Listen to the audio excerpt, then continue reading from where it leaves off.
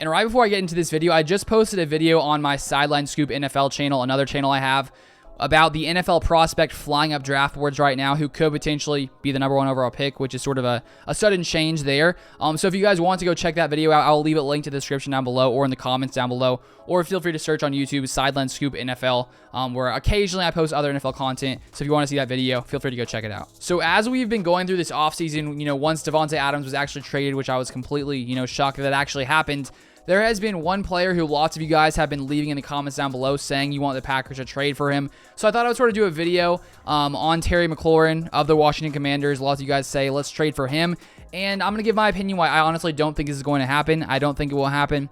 But always, as I say, there's always a chance anything could happen. I didn't think Tyreek Hill was going to get traded. So I say never, but I think there's a very, very low chance of this actually happening, even though I would like it to happen considering Terry McLaurin, I'd say, is one of the better wide receivers now in the NFL, one of the better young wide receivers. So if we take a look at his stats here from 2019 when he got drafted to 2021, as we can see, he has dominated every year. 58 receptions in year 1, 919 yards, 7 TDs, over 1,000 yards year 2, 4 TDs, and in 2021, 1,000 yards with 5 touchdowns. And this has been, with different changing quarterbacks. And now, of course, going into his 4th season with Carson Wentz being traded to the Washington Commanders. And if we take a look at a quote here from an Athletic article, this is what they say when it comes to what's sort of happening right now with the Washington Commanders and Terry McLaurin as he's about to enter his 4th year.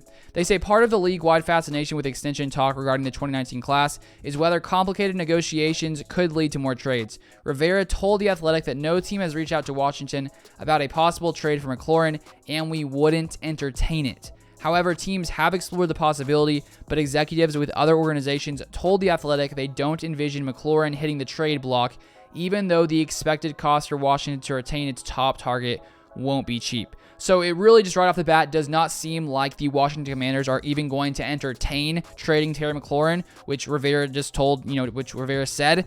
And so with that being the case, I just don't even think, with him being, I'd say, one of their better, players on their roster, with him trading for Carson Wentz, outside of McLaurin, they don't have really, too many other weapons. And so if there was going to be a trade, they would really be lacking if they lost McLaurin when it comes to wide receivers. And so with him being a stud on their team, with the fan base, probably not wanting to see him leave, I think if they were to trade him, I think the fans would be pretty upset. I know I would be pretty upset if I was a Commanders fan and, the top weapon, just got traded away. So it doesn't seem like it's going to happen, even though, of course, I would love to see him on the Packers. I think he would be a monster there alongside Aaron Rodgers, because there's no question, he would probably be the best quarterback, McLaurin has played with his entire time in the league. And if we take a look here as well, this is when they expect McLaurin and his contract situation to potentially get resolved, because right now he still is on his rookie deal, and it looks like he may be trying to get, a long-term deal done soon.